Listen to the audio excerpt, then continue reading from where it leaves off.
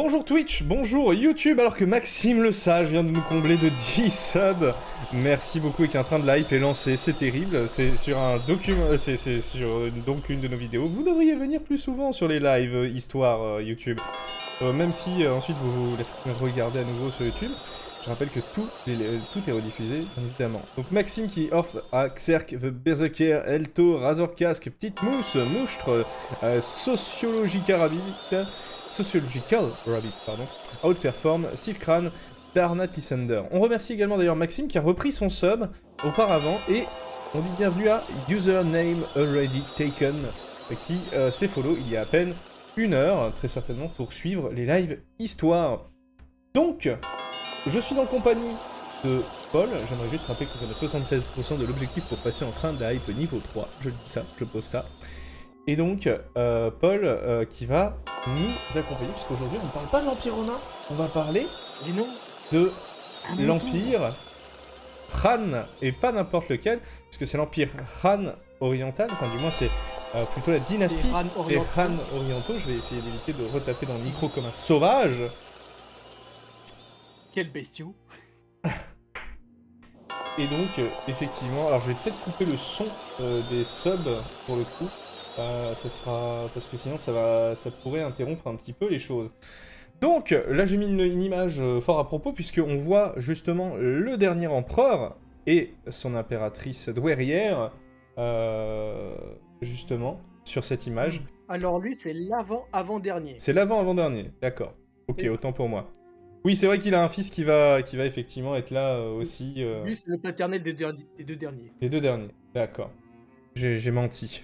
Surtout, mais j'ai menti parce que, rappelez-vous, pour les plus anciens, pour les plus anciens, j'avais fait une campagne où, littéralement, mon but, ça avait été de récupérer l'impératrice pour me marier mon personnage principal avec l'impératrice. Voilà. D'ailleurs, c'était une campagne avec Dongju. Oh, la vache. Je sais pas si je le prononce bien. Donc, bon, Paul, est-ce que tu peux te présenter, s'il te plaît, afin qu'on puisse un petit peu comprendre, parce que moi je ne me charge pas effectivement de tout cela, je suis juste l'animateur de tout ça, mais je m'appuie sur des gens qui font des études ou qui sont sortis d'études et qui sont liés justement soit à l'histoire, soit ici. Je crois que c'est un petit peu différent, même si tu as eu un cursus sur l'histoire. Tu peux nous en dire plus ? Alors, bonsoir à tous au départ. Enfin, alors oui, comme tu l'as dit, je serai votre intervenant pour ce soir.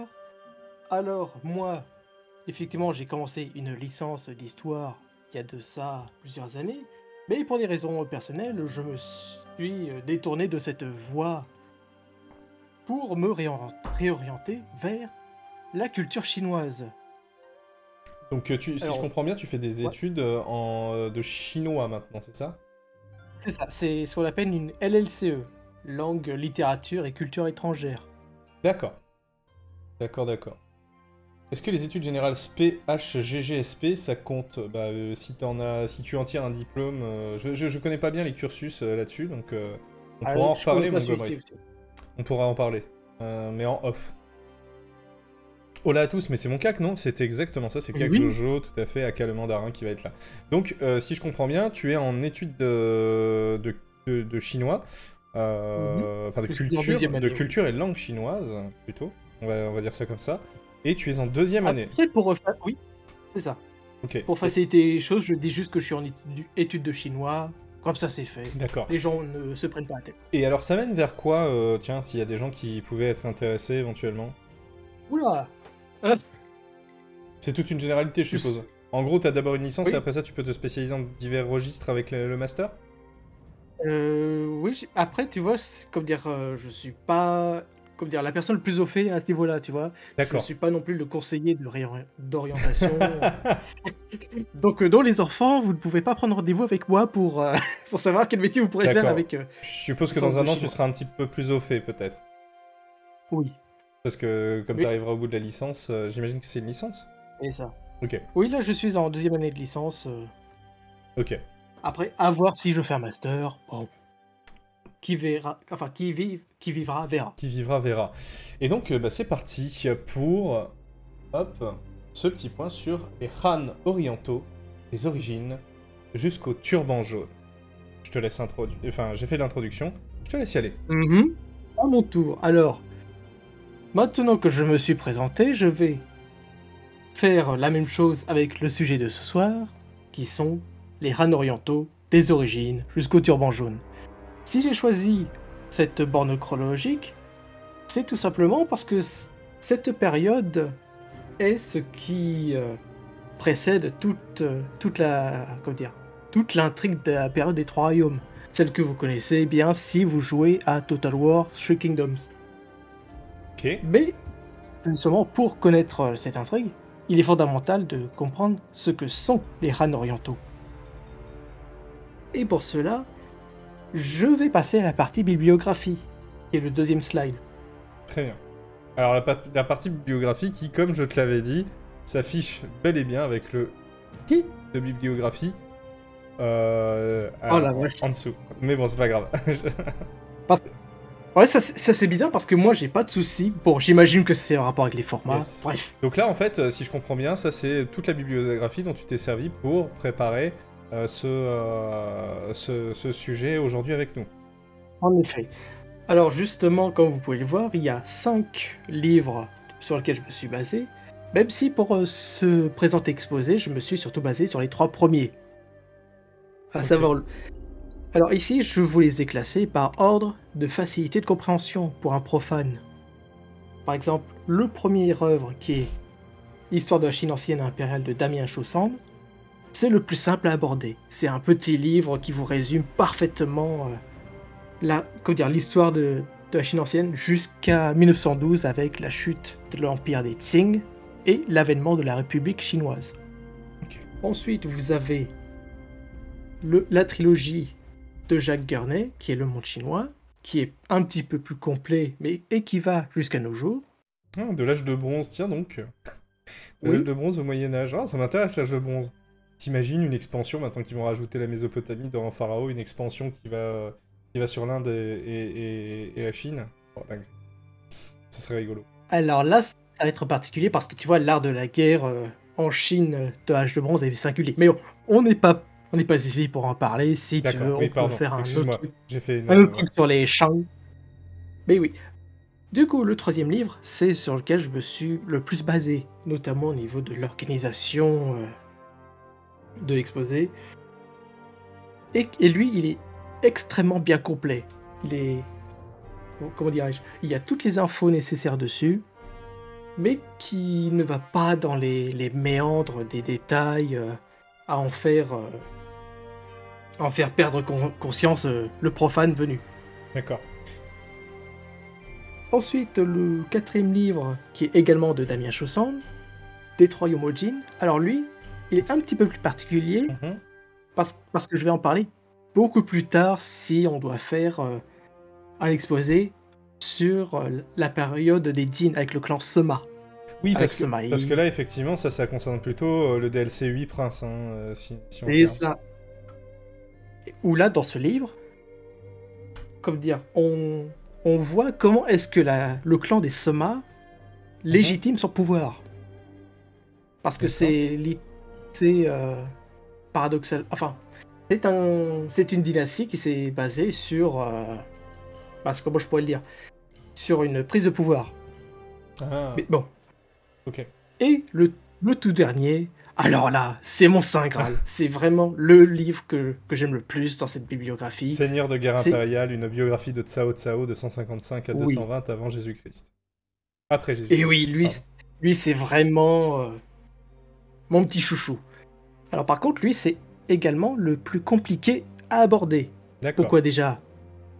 Il est en anglais et ne possède pas de traduction française, étant donné que Rafe de Crespigny est un auteur, c'est un professeur australien. Et aussi... c'est vraiment un troll, parce que Rafe de Crespigny, voilà, tu te dis, le mec a juste décidé de s'appeler Raph, oui. C'est un diminutif de Raphaël, ok, bon, un peu bizarre, mais vas-y, go. Au départ, je pensais qu'il était français, mais en fait non, c'est un Australien.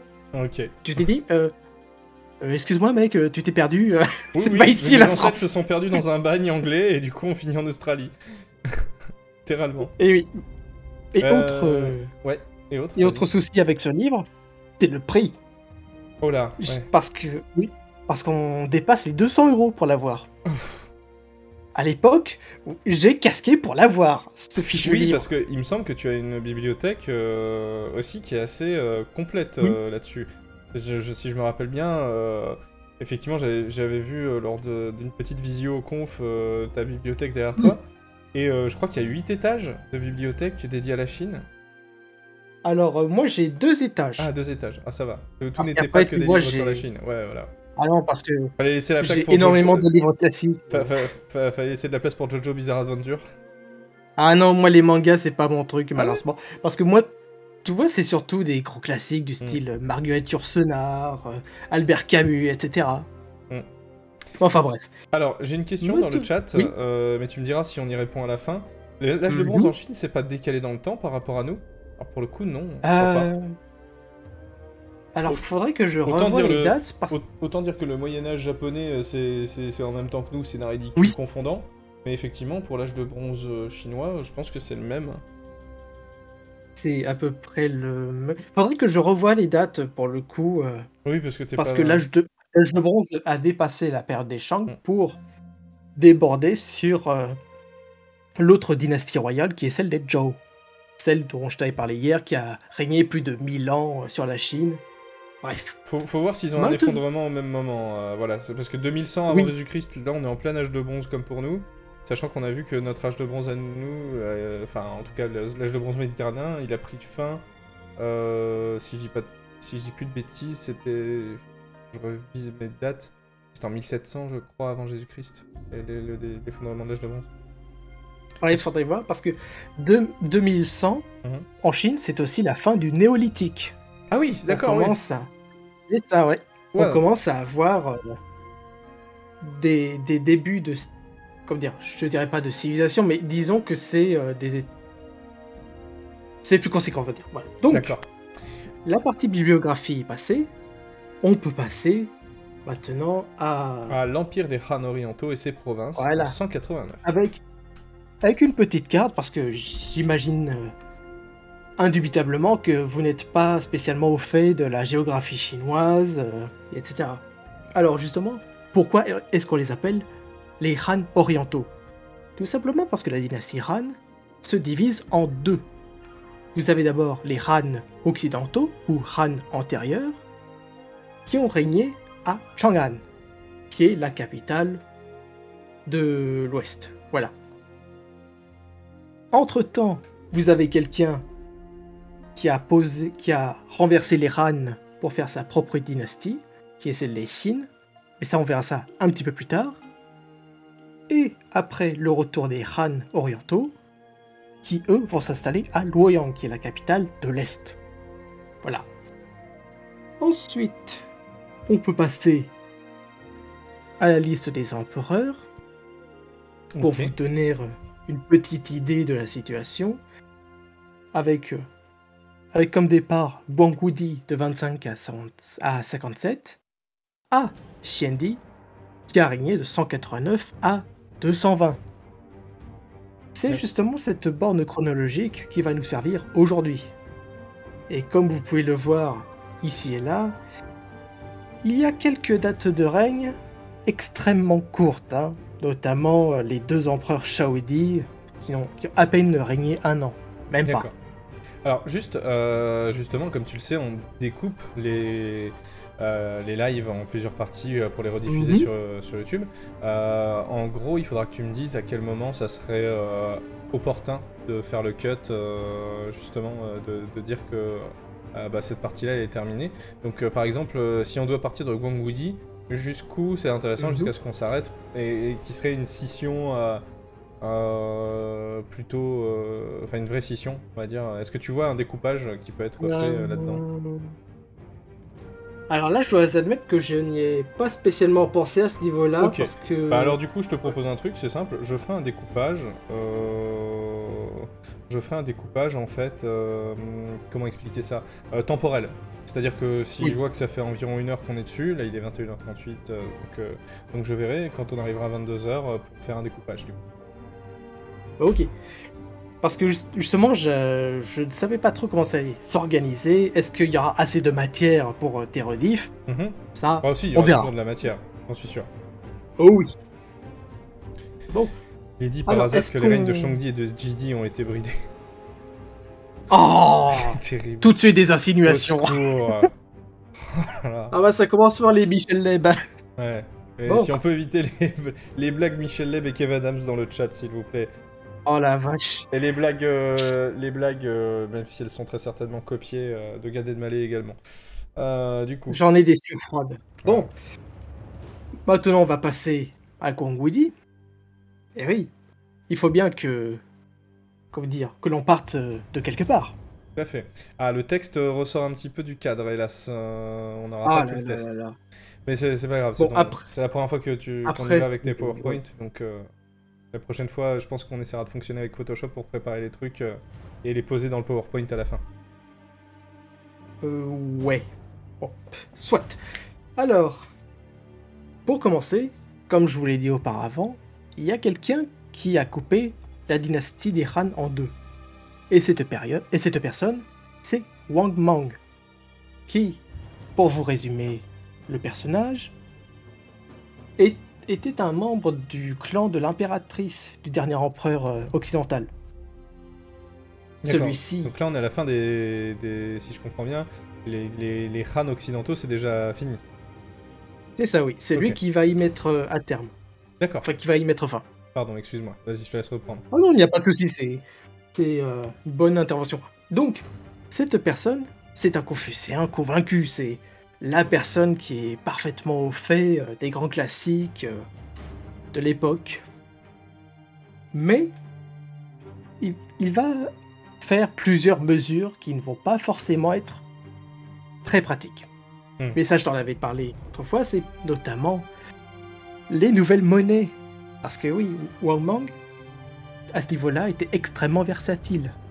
Un jour, il s'est dit, oui, on va faire tel genre de monnaie, mais comment dire, l'année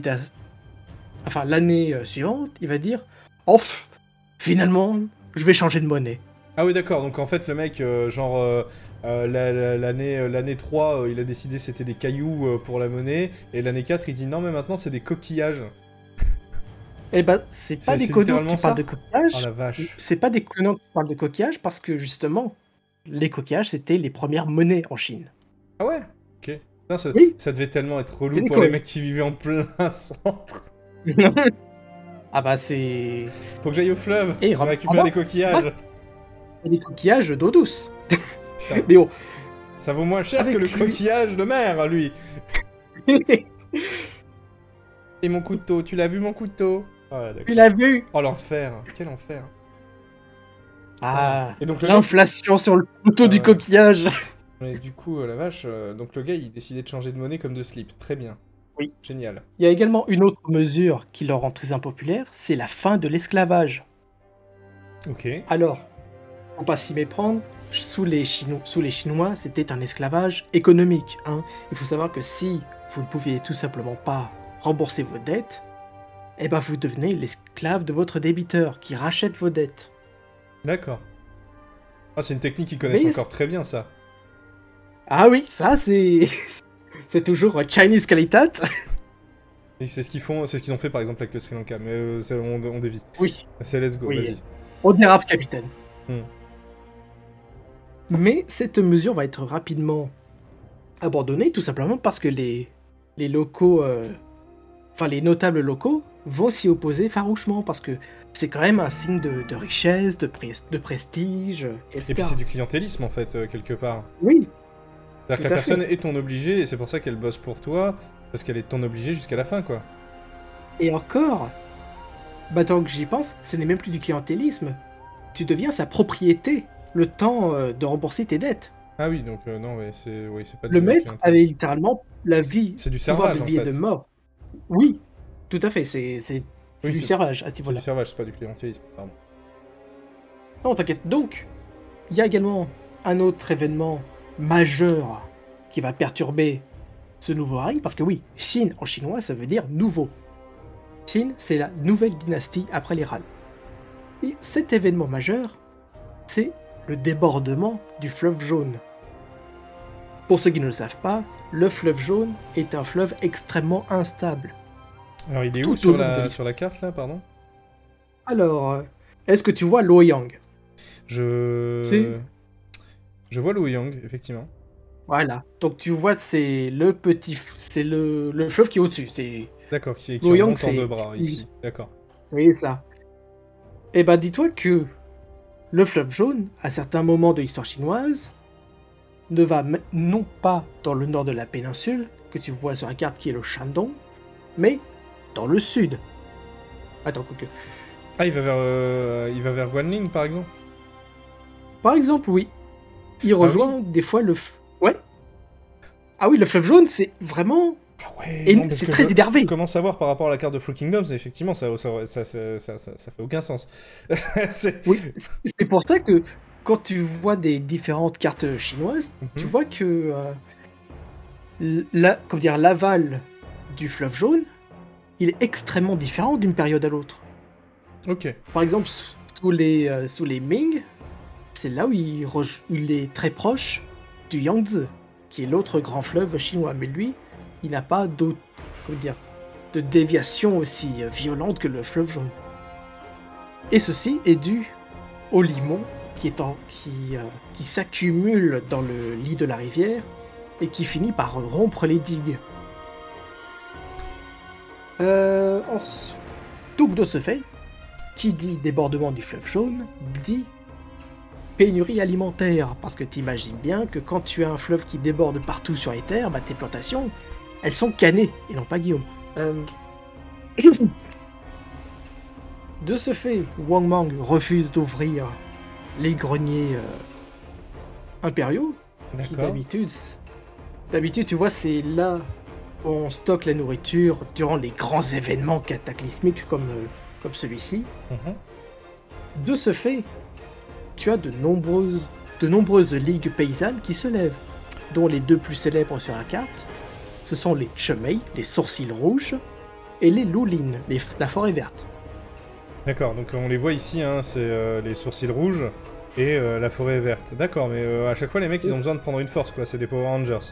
C'est genre, Et pour les oui, turbans jaunes, c'était turban jaune. t'as les turbans rouges bien plus tard, t'as le D'accord. lotus blanc. Ils sont poétiques, hein, ils savent... ça y va, hein.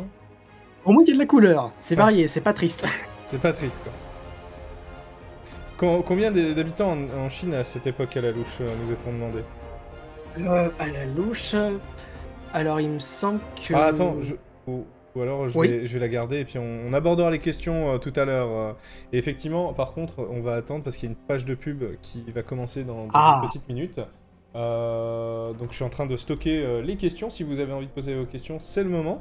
Au moins comme ça, les gens sauront. Mais là, si donc je dois faire oui. donc si je dois faire par exemple un petit un petit résumé de ce qui s'est passé, on a des réformes monétaires constantes qui ne permettent pas d'avoir une économie stable. On a Mhm. la volonté de mettre fin à l'esclavage, sauf que déjà ça crée un peu bordel avec le notable Il y a eu un qui font repousser rétropédalage qui s'est la fait. réforme. Donc forcément, ceux qui étaient réduits en esclavage en plus, et qui très souvent devaient être les paysans, étaient contents, puis ensuite se sont retrouvés furieux parce que la réforme a été repoussée, annulée. Ensuite, on a donc le fleuve jaune qui va sortir de son lit et faire des ravages en changeant de position, ce qui va du coup effectivement sinistrer pas mal de gens. Et on va leur refuser aux gens, alors qu'il y a logiquement une réserve de nourriture qui existe en cas de sinistre, on va leur refuser l'accès à la nourriture, c'est ça? Tout à fait, oui. Tu as tout D'accord. compris. Ouais, non, mais bon délire, hein, c'est bien. C'est Oui, ça commence comment bien. effectivement. Ouais, non, c'est bien, c'est un bon début de règne. Ça Et fonctionne bien. C'est ouais. toi, ce genre de choses, c'est régulier dans l'histoire chinoise. Tu as toujours ce genre comment dire, de trope qui est fait. Oui, effectivement, ouais, c'est un truc qui revient et qui est répétitif, hein. C'est pour ça que c'est très intéressant de comprendre l'histoire chinoise, parce que tu peux faire de multiples parallèles. Ça, c'est dingue. C'est génial. Mm. Donc là, il y a la coupure publicitaire qui va durer pendant une petite minute. Mhm. Mais ouais, effectivement, et c'est un trope même que tu retrouves dans d'autres cultures, en fait, au final, dans d'autres pays, quoi. Alors ça, je ne saurais le dire s'il y a ce genre de trope similaire, mais il y a moyen. Il y a moyen. Je ne saurais m'avancer dessus parce que je ne suis pas spécialement au courant, enfin, ou du moins pas assez, Bah, ou faire alors des je n'ai trucs, pas fait le lien. en tout cas, faire des trucs impopulaires jusqu'à ce que les gens pètent des câbles. Bon, ça, c'est un gros trope, effectivement, qui existe encore. Explosion! C'est ça, c'est un gros trope qui existe encore de nos jours, quoi. Littéralement, t'as eu un Wang Mang, décapitation! Wang Mang, explosion! Ça commence bien. ça commence bien, hein, c'est... Et donc ça, c'est une personne qui a mis fin à la dynastie des Han occidentaux qui fait tout ça. Et encore, cette personne était extrêmement bien vue. C'est pour ça qu'il lui a accordé aussi facilement le pouvoir. D'accord, ah bah oui, non mais c'est bien, hein. Il était jeune et dynamique. Eh oui. Et c'est pas comme s'il était de la famille de l'impératrice, n'est-ce pas? Oh non, pas de favoritisme. Attendez, je suis agressé par un moustique. Vas-y, du coup, tu peux reprendre, la coupure publicitaire Ah. est passée. Eh bien, alors c'est dans ce cadre qu'émerge le fondateur des Han orientaux. Et cette personne, c'est Liao Xiao. Comme je vous l'ai mis sur le texte, Liao Xiao, c'est quelqu'un d'une branche collatérale des Han. C'est pas quelqu'un qui était destiné à régner. Mais petit à petit, il va dominer la plaine centrale, il va s'installer à Luoyang et se proclamer empereur en l'an 25 de notre ère, je précise. Hein. Il faut savoir que la dynastie Xin était à la période de charnière entre la période avant Jésus-Christ et après. D'accord. Et il va passer plusieurs années à réunifier tout ce capharnaüm où tu as par exemple les Chemei à l'ouest qui vont nommer un empereur. Mais sauf ils vont le renvoyer ad patresse très rapidement. Hein. C'était vraiment le sbeul. Hein. Le mec, ah, je suis élu. Bon, je vais faire ça. Bah, ça nous plaît pas. Ouais, donc. Ça ne bah, plaît je pas? barre de but. Eh bah... Très bien. Génial. Trop Oui, bien. mais on veut pas. C'est ça. Ça commence bien. Ok. Donc si je comprends bien, le premier empereur vraiment de la dynastie des Han orientaux, lui, il va popper, remplacer ce mec qui a fait, qui a fait une succession de trucs impopulaires, et il va réunifier tout ça. Tout ce qu'on voit ici, Et ça. animé de plusieurs couleurs. Ok. Et il faut savoir que c'est, parmi la liste des empereurs que je vous ai montré, c'est le seul qui a directement connu les combats. Parce que comme je te l'avais dit hier, un empereur chinois, ça ne va pas au champ de bataille. Ça reste dans son palais, le cul vissé sur son trône, à attendre qu'on lui donne les nouvelles et qu'ensuite il agisse. Il ne prend pas l'initiative. D'accord. C'est ce qu'on a. Ouais. C'est ce qu'on appelle le Wu Wei, c'est le non-agir. Qui n'est pas la passivité, je le précise. Hein. Il y a une très grosse nuance là-dedans. Oui, en fait, Donc, on pense que tu es le souverain qui supervise tout, et que tu fais du jeu de Go, en fait. c'est ça. Tu maîtrises Il tout de délègue. loin. Tu délègues parce que c'est toi qui maîtrises au final les choses. C'est pas effectivement rester et faire l'étoile de mer à attendre que des généraux viennent te dire c'est bon, j'ai réglé le problème, quoi. Et malheureusement, des empereurs qui font l'étoile de mer, comme tu l'as dit, il va y en avoir pas mal dans cette dynastie. D'accord. Notamment, comment dire, à la seconde moitié. Ok. Alors cette situation va rester ainsi jusqu'en l'an 36 où il va conquérir le Sichuan, cette province dans les montagnes, bref. Pour restaurer l'ordre public, Quang Wudi va en faire plusieurs. Premièrement, il va grandement limiter l'accès des familles des impératrices à Luoyang. Ensuite, il va abolir la conscription, parce qu'à la base, les armées chinoises, c'était des levées paysannes que tu faisais venir comme ça. Et ça au profit d'une armée professionnelle. Tout au long de la période des Han orientaux, cette armée professionnelle, vous la connaissez si vous avez joué à Total War Kingdoms, et c'est l'armée du Nord. C'est cette armée qui s'appelle en chinois Beijun. Beijun qui est secondée par des condamnés, hein. Parce que par exemple, si t'es condamné à mort, on te propose de rejoindre l'armée. Et tu as également des auxiliaires barbares, entre guillemets, qui eux font surtout de la cavalerie. Tout ce qui est Xiongnu, Xianbei, Wuhuan, Xiang, etc., etc. D'accord. Et bien évidemment, la dernière mesure, c'est la suppression des monnaies de Wang Mang pour revenir au Wushu des Han en 40. D'accord. Le wushu, c'est, tu m'avais dit hier, quand on en avait parlé C'est en des préparant sapèques. le Tu live, sais, c'est ouais, la pièce dorée qui est percée d'un losange. ouais, ou d'un carré, ça Enfin, dépend d'un du point carré, de ça vue. dépend. Oui, ça dépend du. Voilà. Donc, effectivement, c'est la monnaie aussi qu'on retrouve dans Total War Freaking Kingdoms, d'ailleurs. Et oui. On l'a. Et tu le retrouves encore sur les porte-bonheur, je crois, d'ailleurs, en Chine. Euh, oui, oui, oui. C'est cette même monnaie, c'est le sapèque Hmm, en bronze. Mm. d'accord. Et si Oui. tu voulais rajouter quelque chose? Ouais, j'allais rajouter un truc par rapport à ça. Mais donc la fameuse force du Nord dont tu parles, elle a été ajoutée en fait avec le dernier DLC de Free Kingdoms Mhm, qui était tout à effectivement fait. Destin divisé. Ah oui. Puisque en gros ça permettait d'être un contrepoids à l'armée impériale quand l'un devenait empereur. Tu pouvais effectivement débloquer les troupes de l'armée du Nord avec soit Cao Cao, euh, Ah oui, Yuan Shao. soit Yuan Shao, effectivement. Voilà, c'était juste pour le petit Oui, ajout. Je te laisse continuer. c'est ça, oui. C'est l'armée professionnelle, c'est censé être la seule armée disponible. Bon, soit. Si je vous parle de ces mesures, c'est parce que les deux premières vont avoir une influence énorme sur la suite des événements. Tout Ok. d'abord, la diminution de l'influence des parents de l'impératrice. Alors eux, ils vont venir des environs de Luoyang, très bien, mais sauf que ça va favoriser l'émergence de potentats locaux. Vous savez, c'est quasiment de l'aristocratie de campagne, hein. C'est des personnes qui possèdent de vastes domaines, surtout que Guang Wudi va en distribuer, surtout à ses proches et à ses fidèles, ceux qui l'ont accompagné tout du long de ses conquêtes. Et cela va également permettre quelque chose dont je t'avais déjà parlé hier, c'est la domination des eunuques. Ça, on verra ça le moment Les venu. fameuses nuques. Et oui, Qui et se... eux, ils ne sont pas aussi savoureux que le chapon, hein.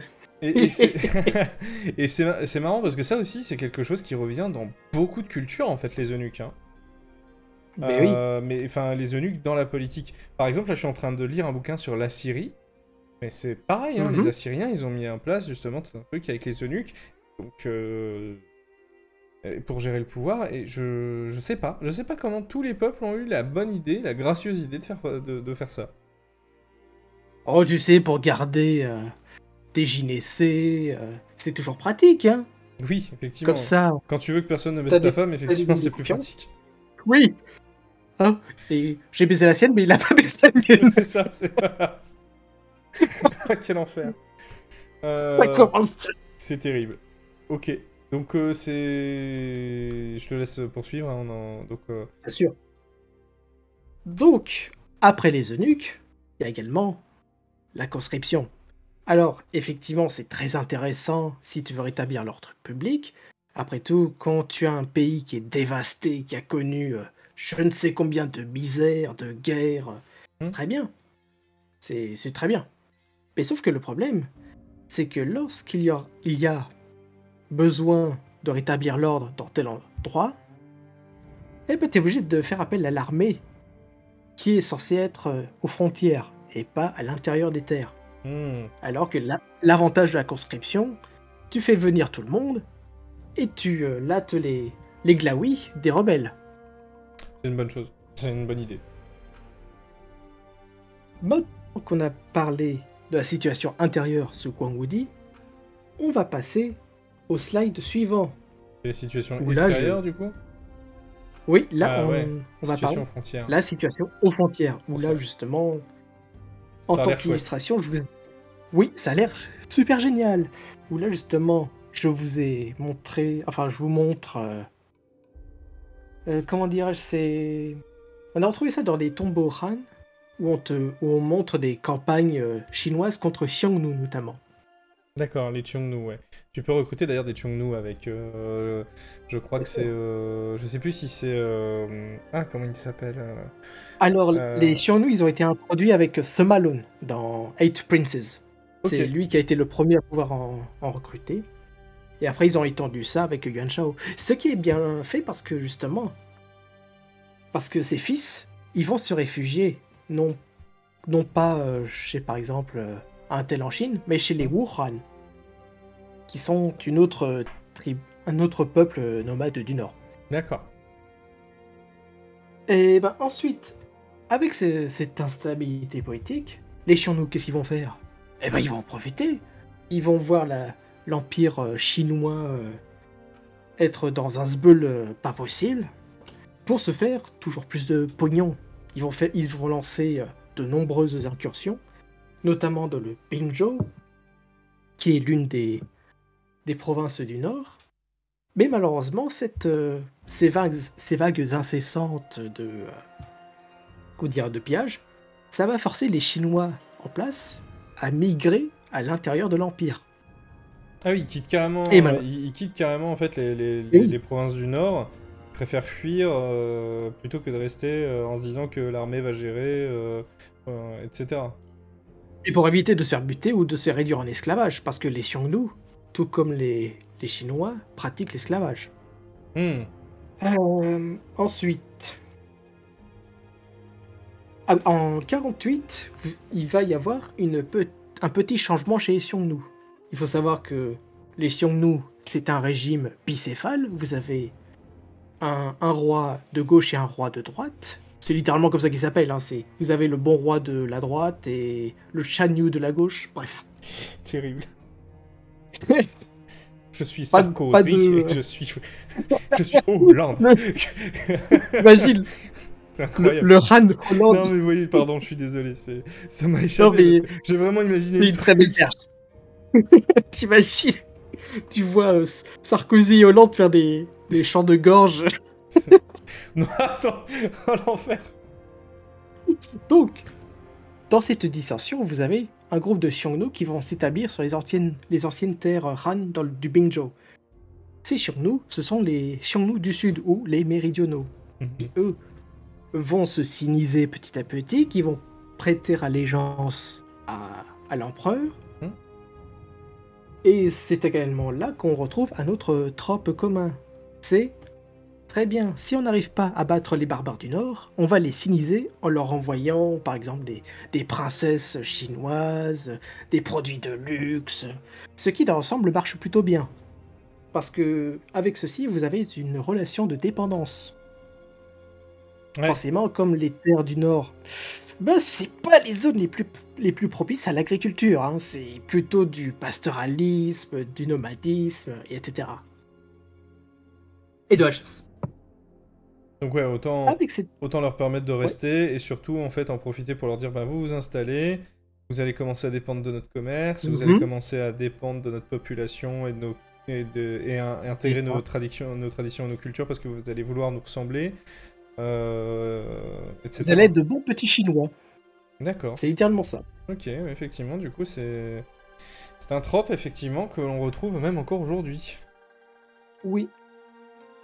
Et même si aujourd'hui, bon, Ils le font, je vais pas ils le m'égaler. font à Oui, l'extérieur. C'est ça que je veux dire. oui, voilà. Avec ce vide démographique qui s'est installé dans les environs de Chang'an, qui est l'ancienne capitale, mais avec la révolte des Chumei, Chang'an a été pillé et c'est... Comment dire? C'est une ville morte, tout simplement. Ce D'accord. qui était l'ancienne grande capitale des Han est devenu... C'est juste des ruines. Y a rien à cultiver, c'est hostile. Et ben c'est dans ce genre de conditions que vont s'installer les Tiang, qui sont une population proto-tibétaine. Là, pareil, ils sont habitués au mode de vie pastoral, c'est des éleveurs de chèvres, des cavaliers. De ce fait, les Chinois, ils vont envoyer des administrateurs pour les digérer, les diriger, et non pas les digérer, hein. On n'est pas chez les Zerg ici. Mais il va y avoir un gros problème. C'est les abus de ces dits administrateurs qui vont profiter de la barrière culturelle et de la langue. Ah bah justement, on parle de barrière culturelle. Je t'en avais parlé hier, mais les nomades du Nord, la plupart, soit ils laissaient les cheveux tomber sur leurs épaules, soit ils avaient des coupes singulières, ils gardaient des... Genre ils se rasaient le crâne pour ne garder qu'une partie de la chevelure, alors que les Chinois, eux gardent les cheveux longs, mais ils les coiffent en un bonnet viril. Il faut savoir que une fois que vous avez 19 ans en Chine ancienne, vous étiez autorisé à coiffer vos cheveux. Parce qu'avant, c'est ce qui vous désignait en tant qu'enfant. D'accord. Et maintenant que je vous ai parlé des abus, eh ben vous imaginez bien que c'est avec ceci que vont s'alimenter les principales révoltes de cette région, le Liangzhou. Le Liangzhou, tout au long de la période des Han orientaux, ça va être un bordel. Ça va être... comment dirais-je? C'est la Seine-Saint-Denis des Han. D'accord. Littéralement, t'es obligé d'avoir des révoltes à chaque décennie. Tellement c'est le Far West. Parce que bien sûr, si vous avez vos supérieurs qui volent vos bêtes de pâturage, vos femmes, vos enfants, vous imaginez bien que c'est pas ce qu'il y a de plus amical, n'est-ce pas? Effectivement. Mais il n'y a pas que là où il y a eu des rébellions. Il y a également dans le sud de la Chine, qui elle aussi n'est pas encore totalement sinisée. Les vagues migratoires chinoises dans le sud, c'est justement à partir des Trois Royaumes où ça a commencé à être très sérieux pour les populations locales. Et en l'an 40, vous avez une rébellion qui a été provoquée par les sœurs Chung. Là, je vous ai mis la transcription vietnamienne et la transcription en mandarin. On ne voit pas, en fait, c'est sorti, c'est hors cadre. Ah, on le voit pas. On a en 40 une rébellion menée par les sœurs Trung, et du coup, on voit pas le reste. Ouais, c'est les sœurs Chung. C'est Chung. Ok, Chung, pardon. Dans la province du Jiaozhou, qui comprend le Guangdong. Pour vous donner une ordre d'idée, le Guangdong, c'est la province où vous avez tout ce qui est Hong Kong, Shenzhen, etc., etc. Oui, parce que là, ça vient du sud cette fois-ci en plus. Oui, là nous sommes dans le sud. On n'est pas au nord, ni au nord-ouest avec Chang'an. Enfin, ni l'ouest avec Chang'an, on est au sud. Là, on est dans l'extrême sud. Là, nous sommes dans, justement, comme je l'ai dit, dans le Guangdong et le nord du Vietnam. Ouais, on est dans la partie qui est arrivée avec le DLC Nanman de Three Kingdoms. Tout à fait. Ok. Cette révolte, elle va mettre 3 ans à être réprimée. Et il faut savoir qu'aujourd'hui encore, les Vietnamiens célèbrent ces deux sœurs, qui sont les filles d'un chef local. Ah, les trolls. Ah non, mais les Vietnamiens et les héros nationaux, c'est pas rien. Hein. Parce que t'as eu la même chose avec, par exemple, sous les Ming, t'as eu Lê Loi, qui est également un grand héros vietnamien. C'est une campagne de Age of Empires 2, ça, Lê Loi, je crois. Tout à fait, oui. C'est la campagne de la tortue et de l'épée, il me semble. Enfin bref.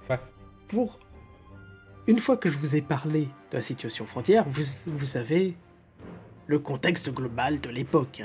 Hein, où vous voyez... En gros, il y a des comment révoltes... ça s'est passé. Ouais, je fais un résumé. En gros, réforme dégueulasse, révolte paysanne de fous furieux, pouvoir renversé afin de pouvoir... pouvoir renversé par Guanghui qui va... Guangwudi, pardon, qui va refaire... qui va remettre de l'ordre, sauf que pour ça, du coup, comme il prend avec lui l'armée pour remettre l'ordre et restabiliser la situation, il y a des invasions de partout aux frontières, qui pillent notamment même jusqu'à la capitale, quoi. Oui, ce sont des réformes à court terme. Ouais. qui effectivement marchent pour l'instant, mais qui dans plusieurs dizaines d'années vont poser de sérieux soucis. Et Et- pour cela, je te propose qu'on passe au slide suivant, Eh ben, si... Avec- Oui, avec... Oui, Vas-y. avec ses deux successeurs. Et ben justement, vu que tu viens de nous donner un petit peu du grain à moudre, puisque tu as dit que les réformes allaient durer quelques années et qu'ensuite ça n'allait plus suffire, eh bien je te propose, moi, qu'on fasse déjà la première coupure ici, parce que c'est beaucoup d'informations pour ceux qui regarderont la vidéo rediff, et on a pu bien voir déjà la situation catastrophique qui a eu lieu, et on va voir ensuite très certainement comment la Chine va s'en remettre un petit peu grâce aux efforts de Wang Wudi et de ses successeurs. Mhm.